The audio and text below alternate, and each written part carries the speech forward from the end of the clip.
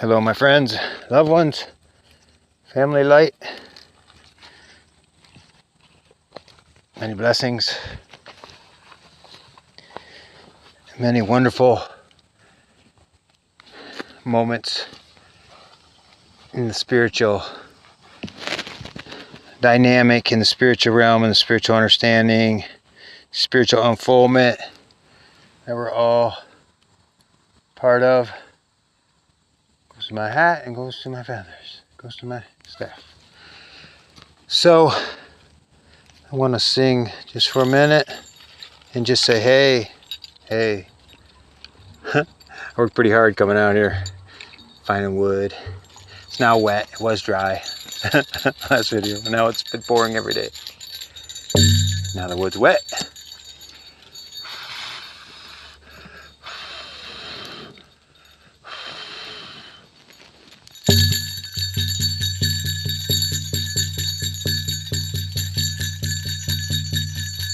Hey ho hey ho hey ho hey ho hey how hey ho hey ho hey. Hey ho hey ho hey ho hey ho hey ho hey ho hey. Hey ho hey ho hey ho hey. Hey ho hey ho hey ho hey. Hey ho hey ho hey ho hey. Hey ho hey ho hey ho hey hey oh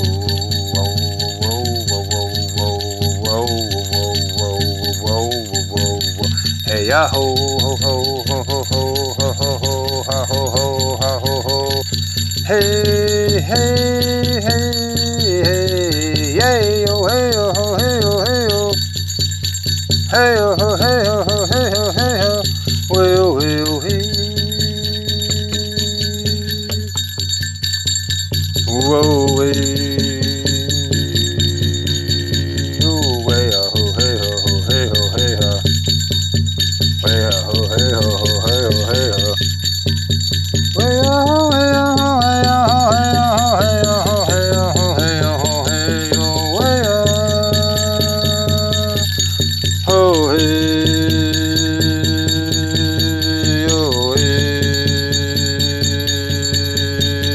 hey, oh, hey, oh, hey, oh, hey, oh, hey,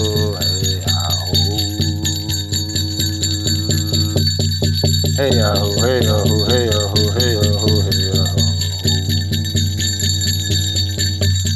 hey, oh, ho, ho, ho, ho, ho, ho, ho, ho, ho, ho, ho, ha, ha, ha, ho, ho, ho, ha, ho, ha, ho, ha, ho, ha, ho.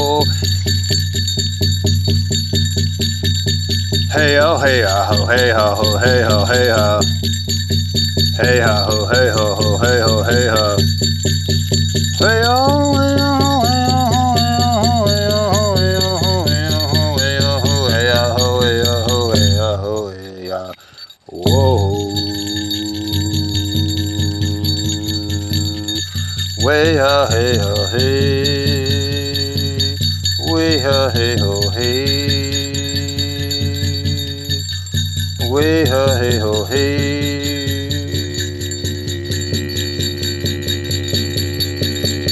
oh way ha ho ho ho ho.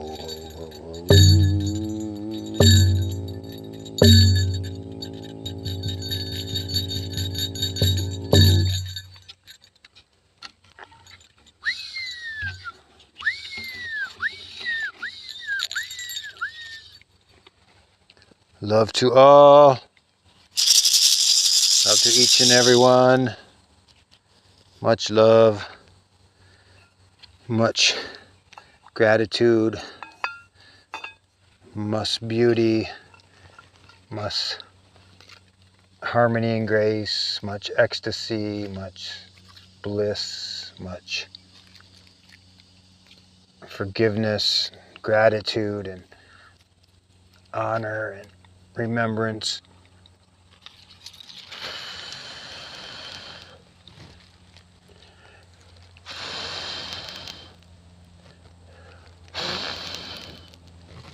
Watch it all be so happy,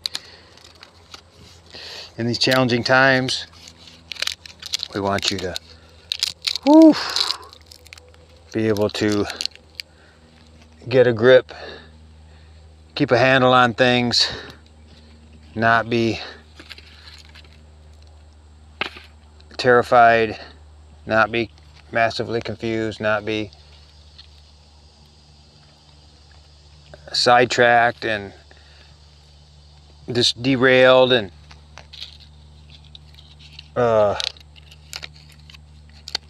tricked from where your ground you're supposed to be standing on, the awakening process you're supposed to be in, the light and love that you're supposed to be carrying for this planet, only you can do. Nobody else can do it. Your job, nobody else can do. You know, you can't go nowhere. You can't run away from this. Whatever it is, whatever field you're in, medical, educational, judicial,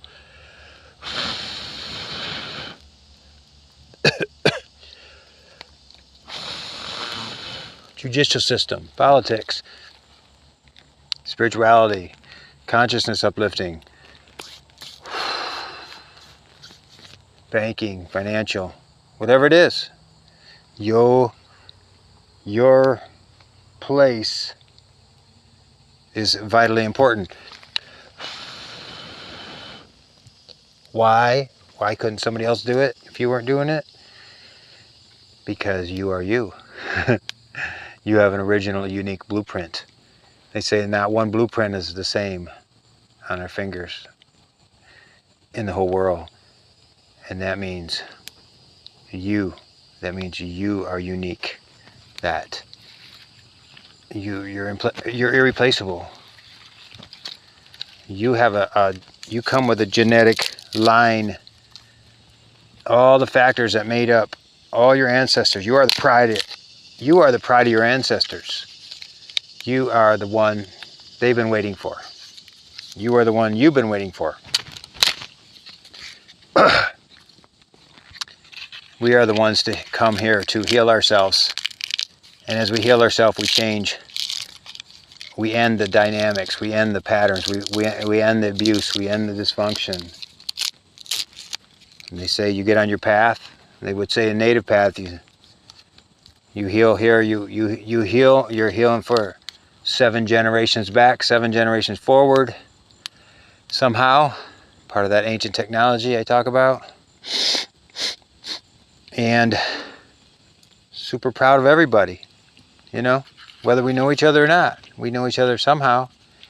Some spiritual level, we know each other. You know, I call it soul family, frequency family, family of light. You know, we come here, and the star people say we're boots on the ground. They say we're family of light. And some call us renegades, some call us wanderers, some call us free spirits, some call us irresponsible or hippies. But certainly, yes, we are all those things. But not irresponsible to our spiritual calling, not irresponsible to for our spiritual development. Maybe irresponsible in the ways of the today modern society, expectation, matrix box. You know, many people have found their way out of the 9 to 5, 5 days a week jobs. And that's good. Some people are still doing that because that's good for them. Like me, I still do it, but it's good for me.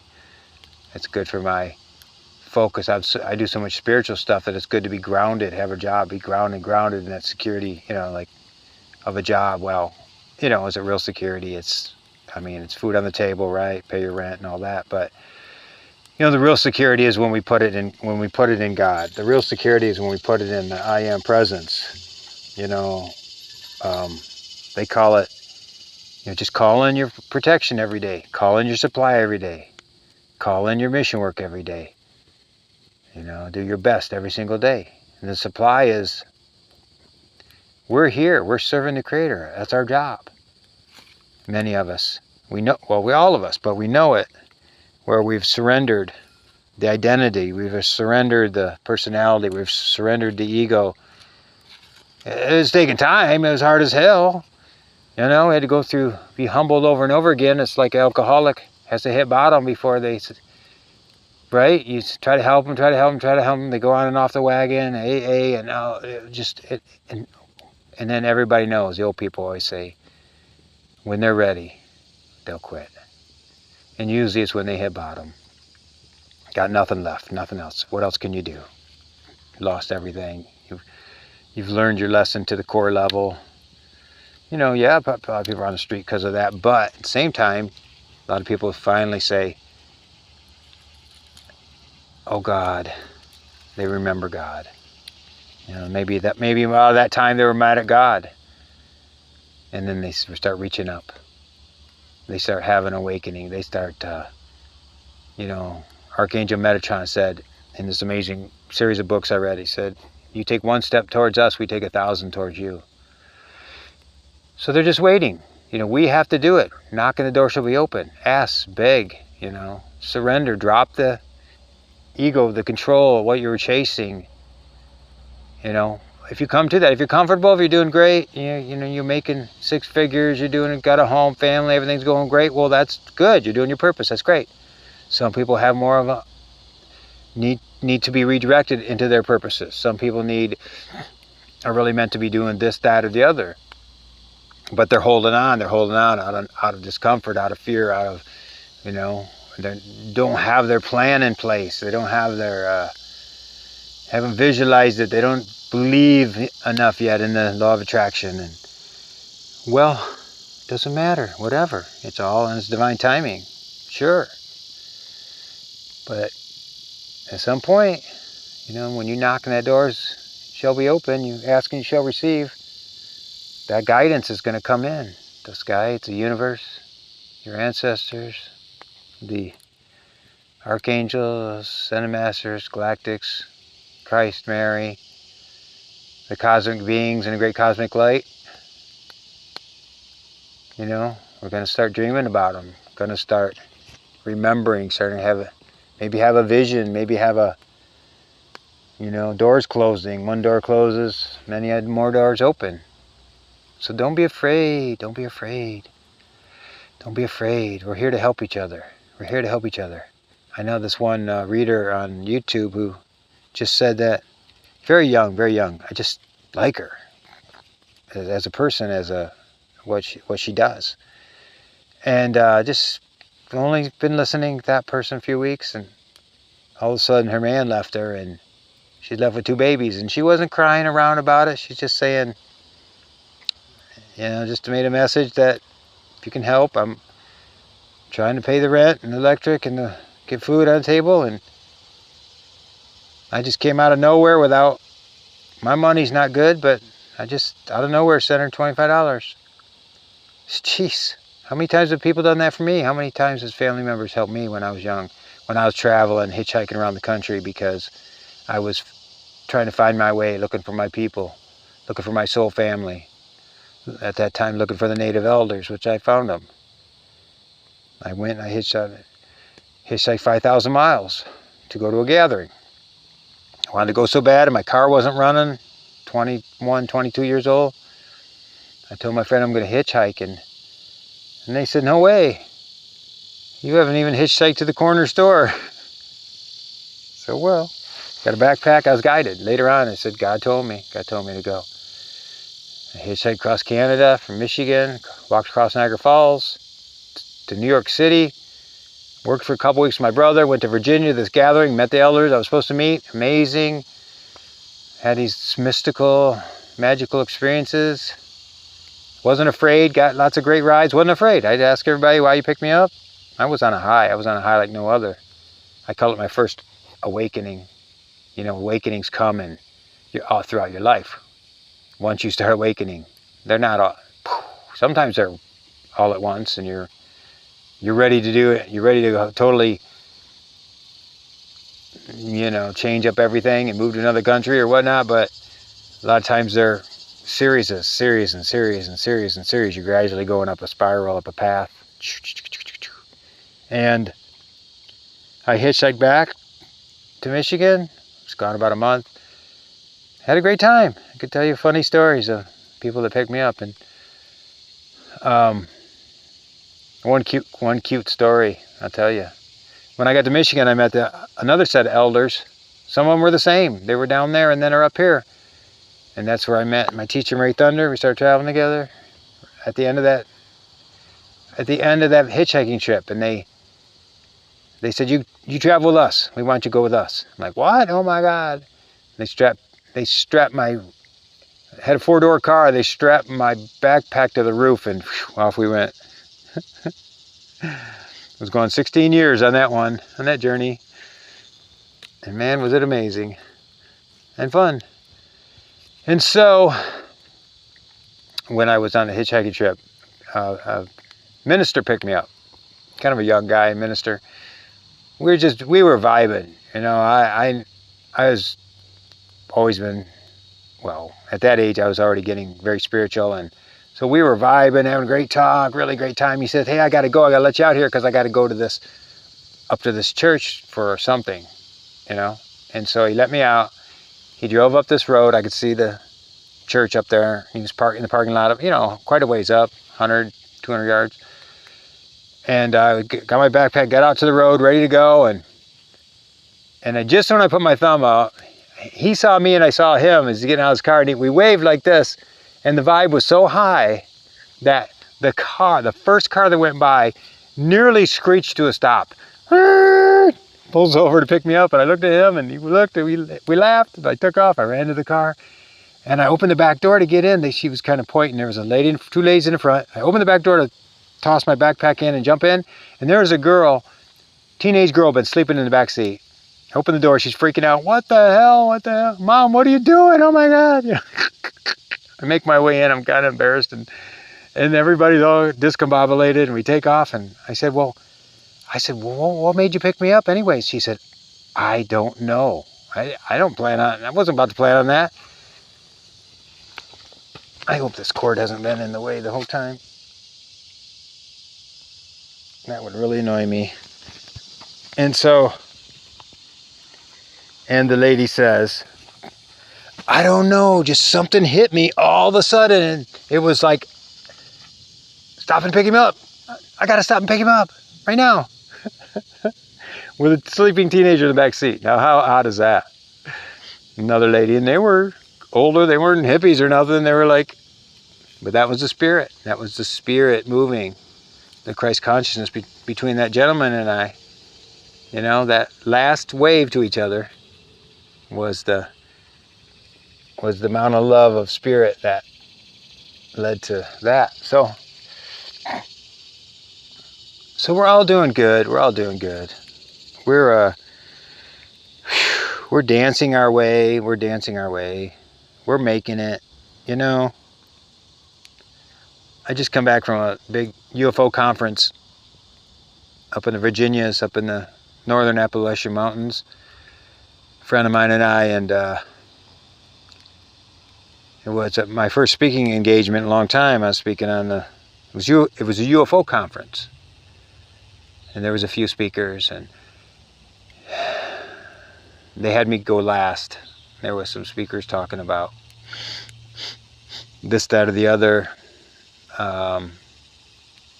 in the way of ufology, MUFON, the Mutual UFO Network, talking about details on what's going on with MUFON and da-da-da-da. It's all technical, and it's all PhDs and all this stuff, and they do it from that angle, which is fine, you know, great. And they started showing slides of UFOs and all this stuff, and da-da-da. And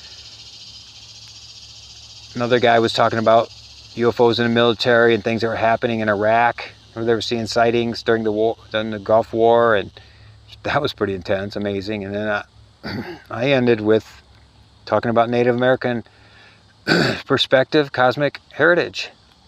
We believe we're descendants of the Pleiades, of the star people. You know, I talk about that a lot. That we're, you know, so many of the elders talk about, you know, they come from the reservations, they're in cowboy boots and hats and jean jackets, and you couldn't be more country, right? And then they start talking about the star people. And they start telling legends. They start telling these amazing things, you know, like the Lakota, and I don't, if I'm wrong, if I don't get this right, forgive me, I just know it as I've heard it, that and I'm no spokesman for the tribe, so don't think I really know what I'm talking about there. But there's a legend that the Lakota children, when they're babies, they come in, they're brought to the edge of the Milky Way by the ancestors in a blanket. When they get to the edge of the Milky Way, they let them go. The baby comes down through the mother with the spirit and her spirit guide called Wanagi, call it Wanagi, and they live their life out. And when they leave, when they leave this earth, they go up through the Wichaki-Uhape, the Great Dipper, the Great Bear, Ursula Major, the one that's the Big Dipper handle. And they go through there into the Milky Way galaxy, the Takanku Spirit Road, back to their ancestors. So children in the Lakota culture are taught this, or, you know, similar to that. And it's just profound. I mean, the Hopis out west are they represent peace. They're like the peacekeeping tribe of the, not keeping, but they represent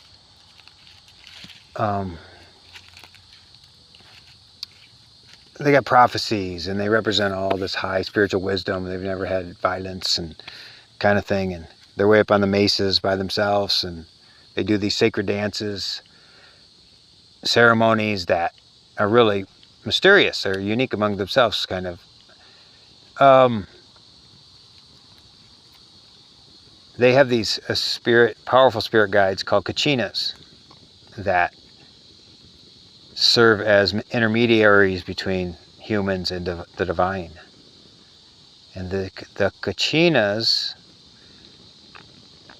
were responsible for teaching the Hopi all throughout their history farming, agriculture, pottery making, weaving, astronomy, and healing, everything, basically. And the Hopis do say their first home was in the Pleiades. Huchukan, Chohukan, something like that. That's the Pleiades for them. It's their first home, whatever that means. So these are the ancestors. They come down. You've ever seen the dowels, Hopi Kachina dowels? Well, every spring there's all kinds of different ones, but they look different than us. But they're like masks. They do these dances in the late winter. The Kachinas, they say, come back, and they dance with these people. They dance through them. They're there, like the eagle dance, a buffalo dance, all these sacred dances that they say rejuvenates the tribe, rejuvenates the people, makes them remember. You know, they ask favors of the Kachinas at that time, and it's also said that they do their ceremonies, and they do their crops, and they do their fields, they do everything a certain way, the way the original instructions. It keeps the world turning correctly on its axis. Keeps the world turning correctly on its axis. And many tribes will say that their original instructions, they follow their particular way, original instructions. The Chinoopa Peace Pipe has steps and stages, the Sweat Lodge, the dances, and around the country. all the longhouses of the Iroquois people, the green corn dances of the southeast, of the 5 tribes of the southeast, Cherokee and Seminole and Creeks and Chickasaws, Choctaws.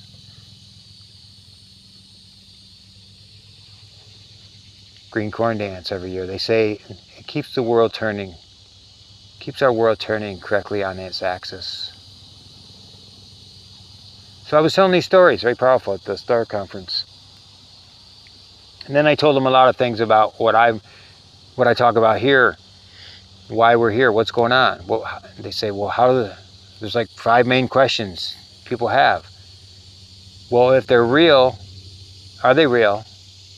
If they're real, what do they have to do with this planet? And what does it have to do with me? And could I be of the star lineage? You know? So, those are all big questions, but I did try to answer them from what my understandings. And I often talk about it, that they're ancestors to humans of Earth. They say that many races, star races, that seeded this planet long ago.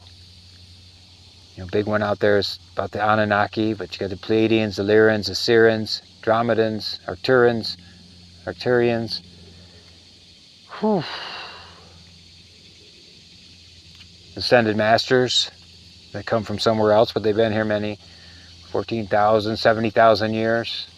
Saint Germain, the Violet Fire, the Ascended Master Consciousness. All this can be found. All this can be studied.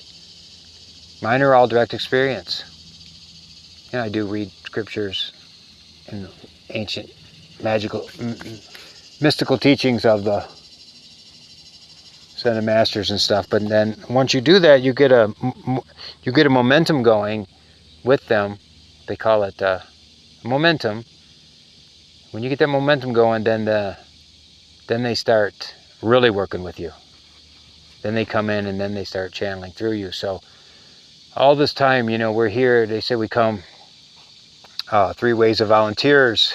Dolores Cannon, amazing hypnosis teacher, said we came, the generation before mine, which was start of the New Age movement, and metaphysics was starting up. Of course, the ancient people have known all along, but this most recent century, and my generation, and then the younger ones today, that are the star seeds. And we all had different purposes to help transmute the negativity, the poison, the lies, the matrix, the illusion, the box they put us in. Television, tell lies, tell visions, not. If you think about movies and TV and all the things we've seen and all the way through, it's pretty much a distraction from spiritual development, that is, real spiritual growth, working, being on the earth, learning, being with your type of people, being with the native people, or, being strong in your church, or in your Buddhist Sangha, or whatever that faith is, is your truth.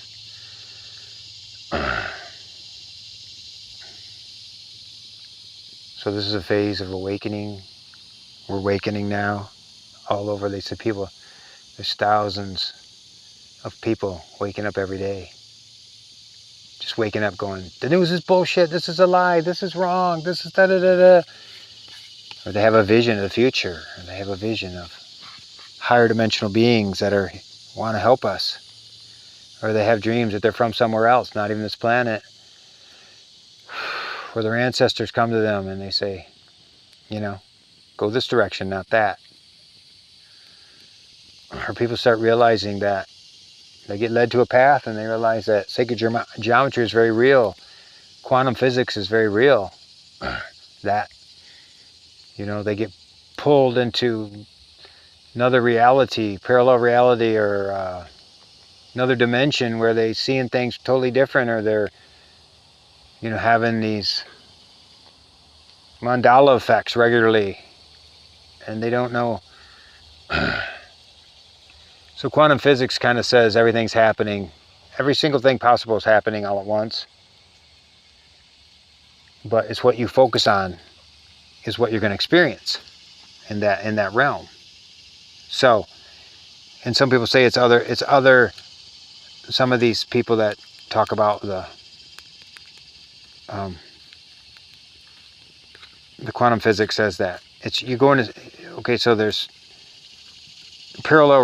all these parallel realities. This is just some quantum physics. I'm not saying I know anything about this, but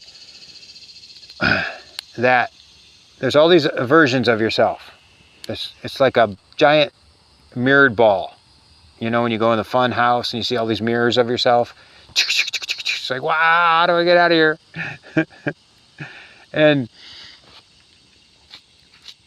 one guy was saying, okay, so you wanna, and they're serious about this. They're saying, they're teaching quantum physics stuff. They totally believe this, and there's a lot of experiments done, science. And he says that, okay, so you want to become, and maybe this one's theory, but you want to become good at piano. You want to take up the piano. And they say, okay, great. And they said, well, in quantum physics, it says that you are in another parallel reality just because of your intention. Maybe you created it. I don't know, but you're really good at playing the piano. And this other aspect of yourself. You can't see it. You don't know about it, but you're going to believe it for a minute. So you actually ask that part of yourself. You call on that part, another version of yourself that's really good at the piano, to come help you to become that. Or to merge that reality with this reality. It's like, they even went so far as to say, see that piano person, that great piano player, seeing through your eyes while you're practicing the piano. And what they're saying is, people are mastering all kinds of things super fast by calling on that, by tapping into that, by believing such things. I don't really know, but it's fun. To me, it's fun. It's fun. Because I like everything that's on the edge. I like everything that pushes the envelope. I like everything that's cutting edge. I like everything that's new, advanced, ancient technologies. What's coming in, you know? My friend Alasa has a center near Clearwater. It's called Palm Harbor. It's called R3 Miracles, r3miracles.com. And she's she's really into sacred geometry and quantum physics and stuff. Well, science has started coming out with these amazing devices, all kinds of devices that bring in these high vibrational frequencies like scalar energy or tachyon energy or plasma. She's got these beds, they're called med beds. Supposedly, the rumor is that the military's had them for many years. They can do amazing things, all the way up to regrowing limbs on the battlefield. Now, I don't know about that, why there's so many guys with missing limbs today from the Afghanistan and all that. But, so she got into it. She got several of these beds, several of these devices, different types of technology. And I can tell you what, she's got this device, this bed called, you can look it up, called TheraPhi, PHI, plasma bed. Developed by a massive scientist man named Dan Winters, way out there in the cutting edge. Him and his friends created this. You lay on it, these bulbs that, okay, so I did it. First time, 15 minutes, you lay on the bed and the energy comes in. She says, just have an intention to, it's nothing you have to do, kind of work on. You just lay there. You can do 15, 30, 45 minutes, whatever. And what it does is it's going to rearrange your molecules. Like, what? It's going to rearrange your atoms, molecules, electrons.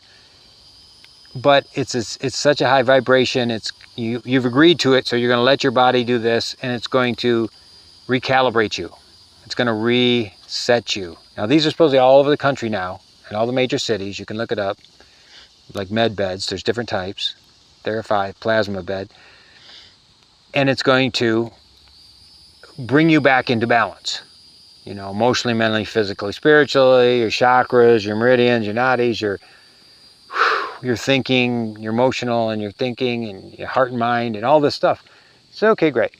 So I laid there. I don't know what happened. I kept thinking she was coming in. I kept opening my eyes. I could see her coming in my mind's eye. She kept coming in, checking on me. And it was only 15 minutes. I'm like, what's going on? And I got out.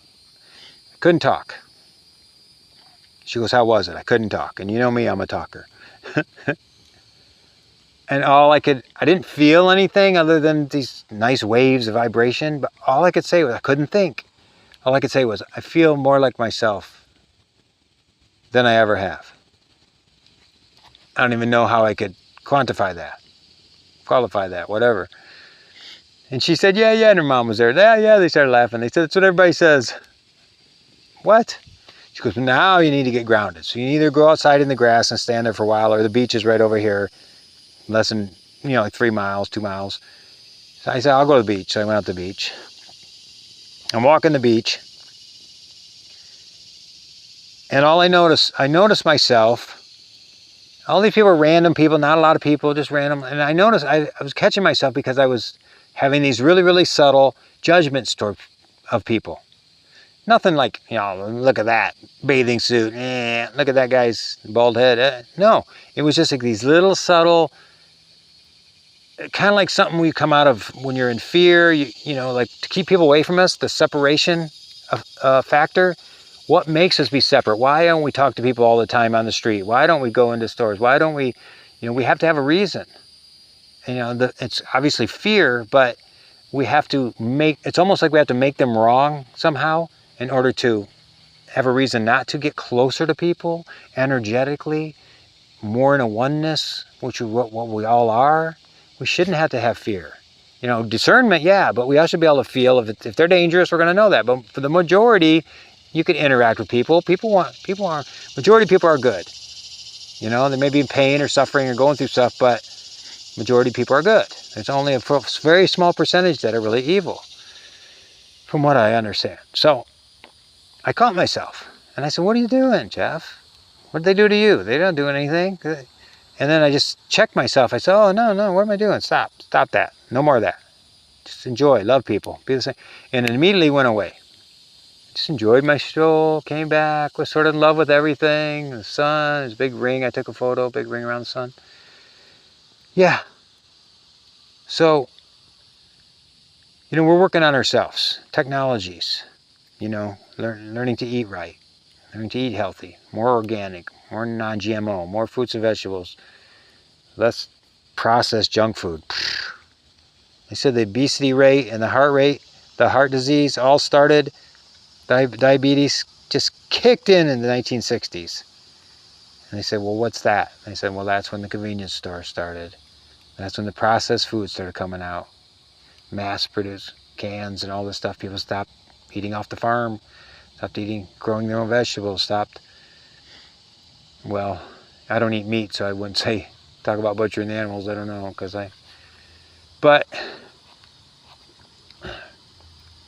and so all them bad oils, all them mixing, all them bad GMO, toxic grains, the non-organic, pesticides just kicked in. And from then now, when I drive my bus, I do drive it a lot with the seniors, and I take them to appointments, and everywhere you go, you see these poor seniors just hobbling into these doctor's offices. I mean, they're way overweight, their knees are gone, their backs are it's ridiculous compared to in the past, how people are today, the way they look. That's not a judgment. That's like, oh my God, that is it's terrible. People shouldn't have to be like that. The obesity, especially in America. In Europe, they're much more conscientious. They've been conscientious since the war, because they had war on their land. They have obliterated their countries. They had to rebuild. Well, the next 2 generations are like, that's not happening again. We've never had war on our shores. Other than, well, we have Civil War, Revolutionary War, yeah. But I mean, for us to, so we've had it a little easier, but with ease comes ability to be sheep, be easier to be led, easier to be manipulated, because you're not on edge, you're not wanting to change things so dramatically like Germany and France and some of the countries there that went through that massive amount of war. So, like in Europe, they said the French fries has 3 ingredients: potatoes, salt, and the oil they used to fry them, I guess. Here, there's like 15, 18 ingredients. Why? Freaking not necessary.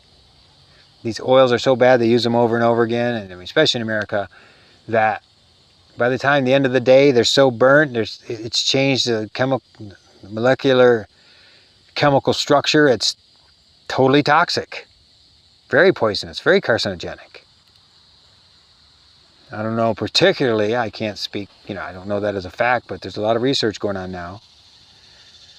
So anyways, getting back to working on ourselves. Exercise is important. Jogging, walking. The gym, I go to the gym a couple times a week. Try to do it 3 times a week. Having good relationships. Starts with owning and being responsible. Number 1 thing is being 100% responsible for your life. 0% a victim.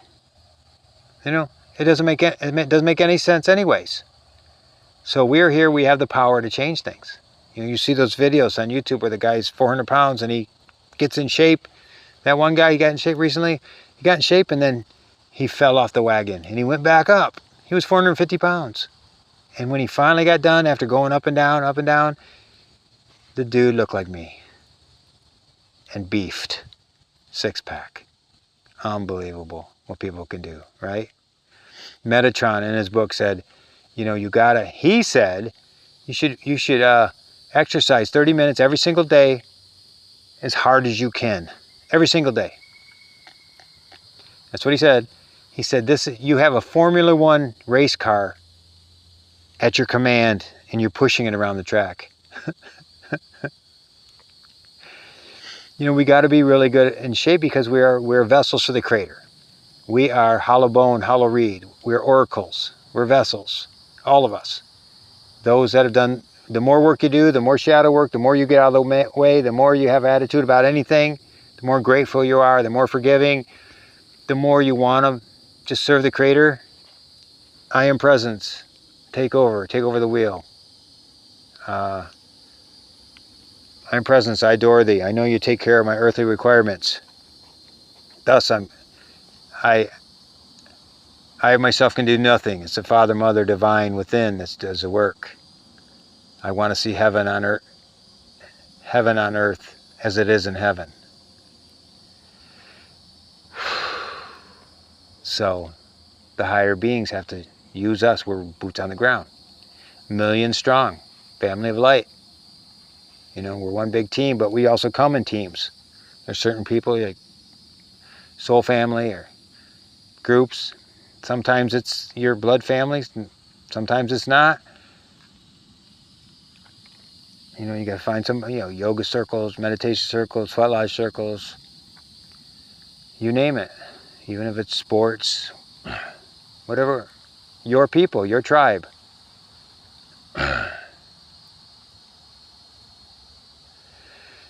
Whew. I consider you guys, whoever's watching, who watches, subscribes, I consider you my tribe, consider you my people. Love you like my own, even if we don't talk, even if you don't comment, even if you don't like. What am I going to do? But we must have a symbiotic relationship. We must have a similarity. We must have a purpose for being in each other's vibration. So don't be afraid to find your people. How do you do that? You call it to yourself. You tell the universe, you tell Creator, you tell Christ, I'm ready. I'm ready for my people. You really want love in your life? You really want love? You say, I'm ready, God. I'm ready. Knock and the door should be open. And if things don't happen when you want them, obviously it wasn't time. Creator's time, not your time, right? But maybe you just got that much more work to do. Maybe there's another piece of your childhood patterns that you want to remove. Maybe the patterns that were in your past relationships you don't want to recreate, right? In these times, you don't want to recreate that same thing you went through already. You should have learned those lessons. Move on. Hopefully you've, right? You want somebody that's whole and complete.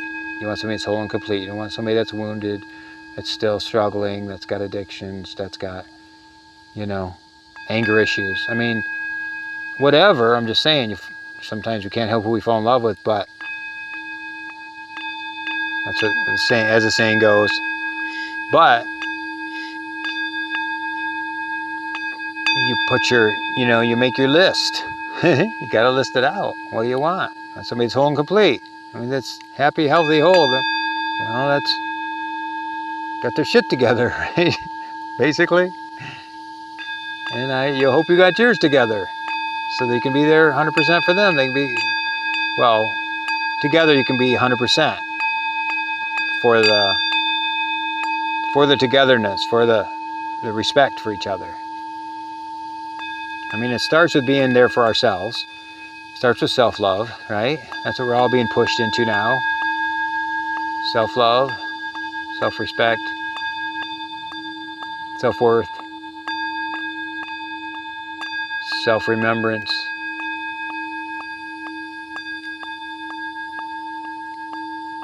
Being your own best friend.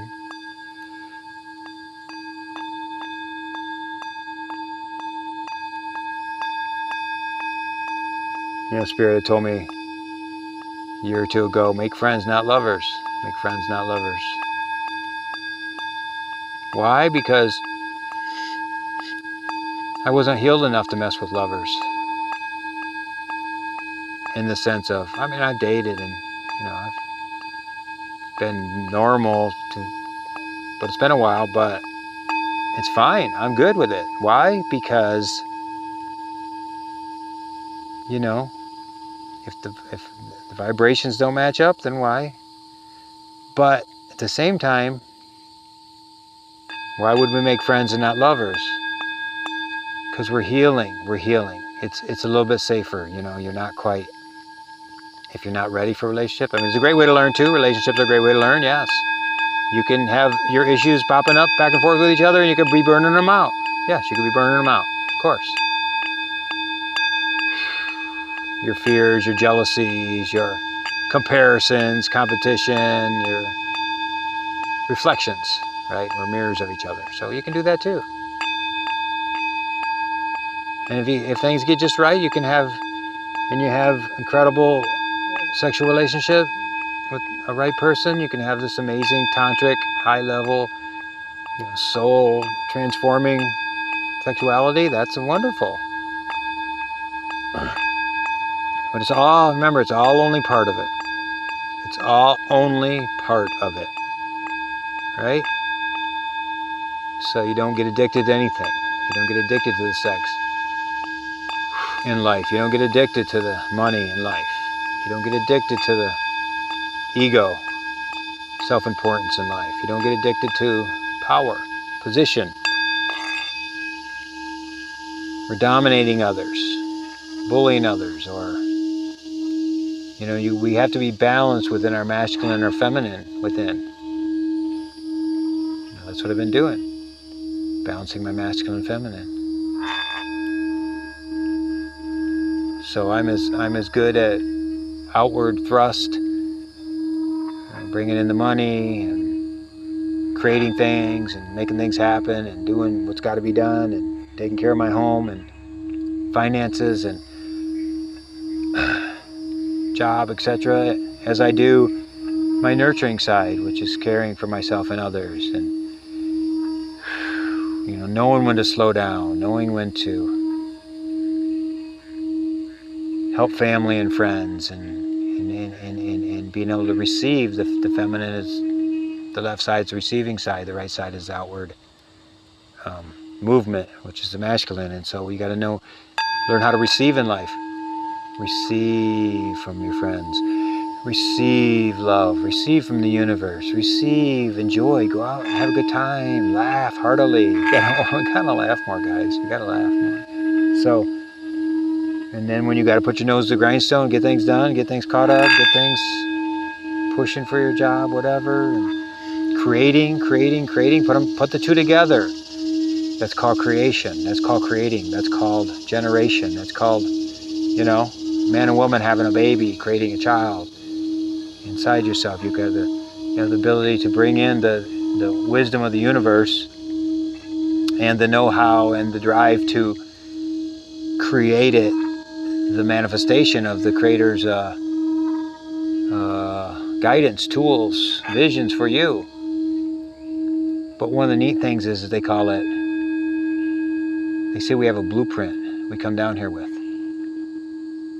My Indian wife, Mary Thunder, could see people's blueprint. And her job, she would take students.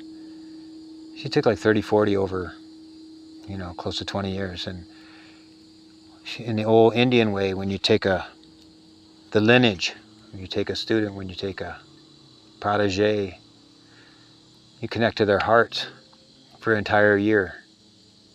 And the teacher would help them. They would serve, they would help, they would make things happen, help set up gatherings, do all this stuff. But at the same time, they would do their vision quests, they would do their event, go to the ceremonies, and the teacher would give them counseling, give them guidance, give this.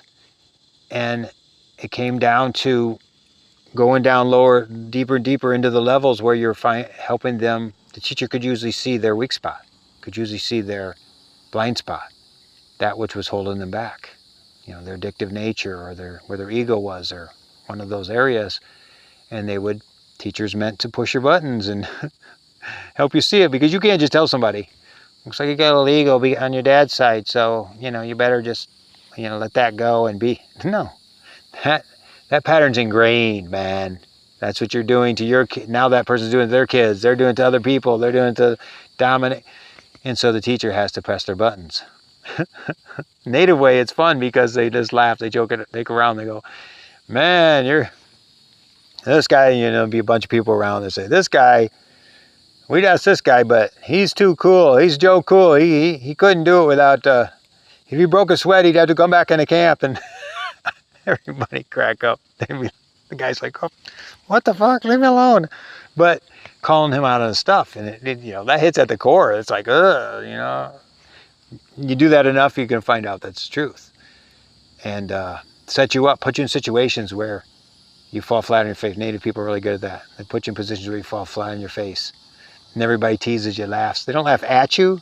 They tease you like, hey, whatever you're thinking, that's fine, that's okay, come on, you did a good job. Pat you on the back, but they love you through it. Good teachers. Mary Thunder used to say they're the best, Native people are the best psychologists.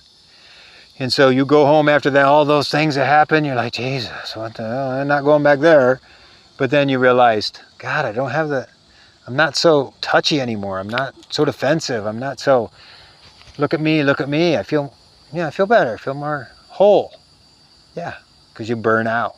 You burn out all at once. Get your buttons pushed enough that you got that ego burn out of you. So you were able to see it. You were able to look at it.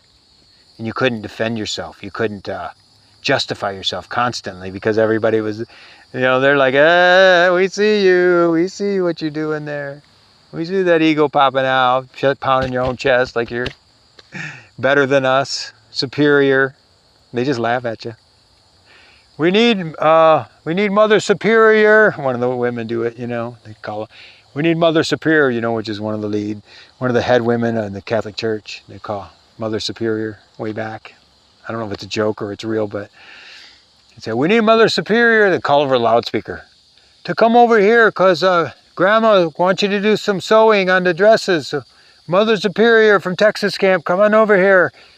And everybody knew they'd already been calling her that. She's got to march over there in front of all these people who had just been called over on the loudspeaker, and they're all looking at her. And now they're not making fun. They're not saying you're less than us, you're bad, you're just a white person. We're, or reverse prejudice. No, it's done with care, love, because it's all teaching. It's all learning. Very wise culture. Very, very wise culture. Those are some of the harder things of the culture, sure. But that's what the native teacher did. So she would take these teachers for a year. These students for a year, one at a time, or sometimes she'd have several. She'd connect to them in the sweat at their heart, say we're bonded. And then after that year, they would do another ceremony, and they would disconnect. Thank you, and it was always tears and sharing, and the person would always gift the elder something really nice, and it was really, really, really a big deal, right? That teacher, because that teacher gave a lot of themselves. In the old days, the gurus, they would say, and the yogis, they would say they would take on your karma. And that's what these teachers did. They took on a chunk of your karma. How? Not just pushing your buttons and showing you what's going on. They were not only were they building you up, patting you on the back, and giving you these jobs that you couldn't do before, like finance and this and that, or organizing a whole gathering, and then we just show up, and they were like cross-eyed when you got there. Their hair's all crazy, and it's like, oh my God, that was a lot of work. And now they got this new skill developed. They helped them walk through their fear. It was the teacher would absorb a portion of their, not absorb it, but transmute it. Like the violet fire, transmute, Like you say, there's that saying with the violet fire, miraculous violet fire. I am, the God in me calls on the law of forgiveness. I am in me consumes and transmutes cause, core, record, effect, and memory of this issue. Or let's say the student's, issue, and illuminate the source of the lesson for them and me so it never happens again. Transform it all in the center master consciousness, divine plan fulfilled. We thank you. Just an example of saying what these elders would do.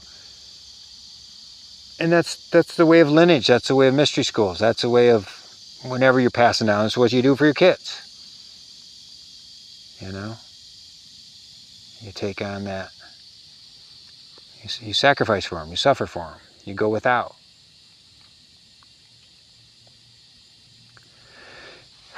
Just like our parents did for us, hopefully. And if they didn't, we had to learn how to do it for ourselves and for other people and the children. We're taking on the weight of the world, all of us, transmuting it.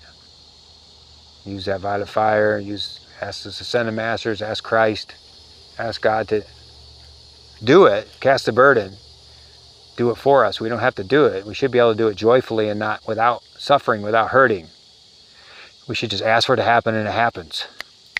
That's the power now. That's the power of the quantum reality. You pray for somebody, something's going to happen.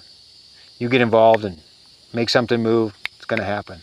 How many times I help people take their food to their shopping cart, or do this or do that, or go out of my way. See somebody struggling, I get out, help them up the curb. Whatever. Give $5 to a homeless person. I do that stuff all the time. And I do it with an open heart. I just give them all the juice I can give them from my heart. Big smile. Not trying to do anything, just pure love. They need love. We all need love. And you do it, and then before it's over, you both are laughing and smiling, and who knows? You might have changed their life just like somebody changed your life several times. If you could look back and all the times somebody patted you on the back or helped you along or lended you money when you were having a hard time or helped you get your car running, or every little thing, right? We're one body, we're one people. We have to learn to help each other. Tribally, that's all you do is help each other. That's what you do. Every year in the autumn, all the warriors get together and res, and they all go out chopping wood, chainsaws and their axes, and they cut all this wood. What do they do with it? They take it to all the elders. They fill their wood bins for those hard South Dakota upper plains winters, or all over the north. Yeah. You're going to stock your wood supply, you're going to do it last. All the leaders eat last. All the leaders never think about themselves. They think about the people. And then the people think about them. help them out. And that's the traditional way.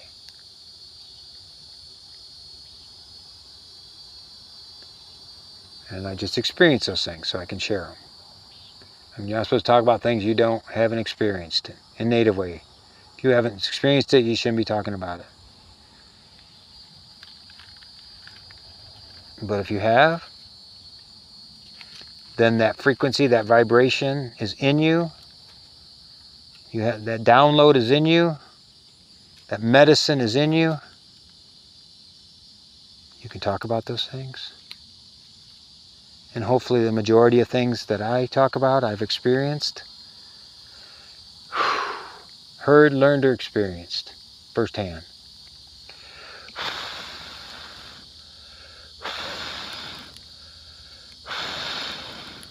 That's what the elders are all about. We forget our elders in the modern culture today, put them in nursing homes, and they're the ones that have the most wisdom if you think about it.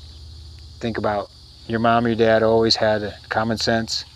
Why? Because they experienced it. They went through it. They know what worked and didn't work. The elders carry those downloads. In the spiritual past, they carry the downloads. They carry the Tibetans give the lamas and the Rinpoches give these great ceremonies for people, and they call them transmissions. They transmit the ancient wisdom of the Tibetans, thousands of years old, and they do the ceremony and they push it. However it happens, right? It goes right into you. Whew, wakens your cells. It's called a transmission. Been through a lot of those. And that's what we all do now, all the teachers. So, my prayers are everything that's good for you today. All this medicine goes into your heart, into your mind, into your cells, into your spirit, calling down from the sun, the central sun. The 7 Elohim, they say they're up there, and then they have a seed, the Elohim in the forehead. They will help your thinking. They'll never keep you from sabotaging yourself. If you remember them, these types of angelics, the highest ones, call that all energy down. Love's indestructible purity into your crown, shining like sunlight on diamonds, bright as the noonday sun, breathing into your nervous system, into your brain, into your nervous system, down your spine, back up your spine, back into your nervous system, into your chakras, into every cell of your body. Chakras, nadis, meridians. 30, 50, 70 trillion cells. 70 trillion suns. They say the way they put it, it's a sun in every cell. There's a central sun, which is the spiritual sun behind the sun, which is, because we're not just physical beings, we're really spiritual beings. We have a body, but we have a spirit. We have the etheric level, we have an emotional level, we have a mental level. And we're really light. So when you fill yourself with this golden light that's bright as the noonday sun, you push it out into your aura, the emotional, mental, physical, and you push it out like that. You're glowing light. You're all light, bright as can be. You're a light body. It's called the light body. It's what we're working into. Our highest level, we become a light body because everything is energy. The earth is just energy. Everything vibrating. If you could slow down the vibrations of a tree, it would all be molecules, electrons moving. So we honor every living thing down to the electron and atoms. They need prayer too because they're part of consciousness. They need to be remembered. Like the little people, like the sprites and the fairies, the gnomes and the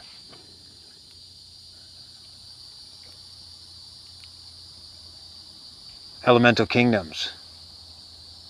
You do that in your yard, you do that in the woods, they're going to bless you back. Plants are going to grow better. Everything's going to, you're honoring them, that their life. In the native way, we go pick plants for herbs, and we give it some tobacco to we don't know which one it is, but we give it to the chief medicine plant here, the chief of the plants. They say there's a deva, an angel of the plants. There's a chief. You offer that tobacco. You say, I want to take these stand of sage. You say, and the agreement is you never take more than half. Taught that by Rolling Thunder, Cherokee medicine man from Carlin, Nevada. Told me himself. He said, you never take more than half so you ensure the life of the species, or you ensure the life of that stand. There'll always be sage there for the generations to come. You know, you're not wiping it out like clear cutting the trees out west, you know, and all that. Ridiculous, you know, the way we live. One day, you know, they don't care about, right? Modern society doesn't care about the future. They don't care about anything that, how it's going to be. One more thing I'll say, and then we'll finish, because I'm ranting now, right? But letting you know it all. The Iroquois people, Haudenosaunee, Six Nations, which is my bloodline, Onondaga, way back, they said before they would do anything, let's say they were going to dam up the river over here so it would make better fishing down there, or this or that, the water into the villages, or they're going to put a dam, make a dam, they would say, we're going to consider 7 generations before we do this. So they're going to think about their children, their children's children's children's children, children, children, children. 7 generations. Imagining, okay, what's the river going to do next generation if we do this? What will it be 7 generations before they made decisions? Huh. We can't even think past next week. Not me and you, but sun is set, sun's going down. Way-ya, ho, way-yo, hey-ha. Way-ha, ho, hey-ho, hey-ha. If you start watching the video and you, well, you're just going to have to listen to it if that cord's in the way. My mic cord was hanging in front. I didn't notice it for a while. Way-ya, ho, hey-yo, hey-ha. Way-ha, ho, hey-ha, ho. Way-ha, ho, hey-ha, ho. Way-ha, ho, hey-ha, ho. Way-ha, ho, hey-ha. Way-ha, ho, hey-ha, ho. Way-ha, ho, hey-ha. Way-ya, ho, way-ya. Love you all, love you all, love it all, one with all. Alakech, Akin, Alakech, Alakin. Can't remember how to say it. The Mayan greeting, or probably when you're leaving, you say, I'm another you.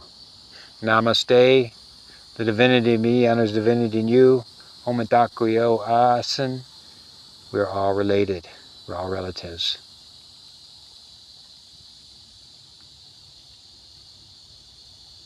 Aloha and mahalo meaning something. It's all about love. Love guides our way or something. I have to look that up again. I can't remember, but very powerful. The Hawaiian language, very loving. Polynesian. Okay. Peace. I gotta take off, or I'm gonna be walking in the dark,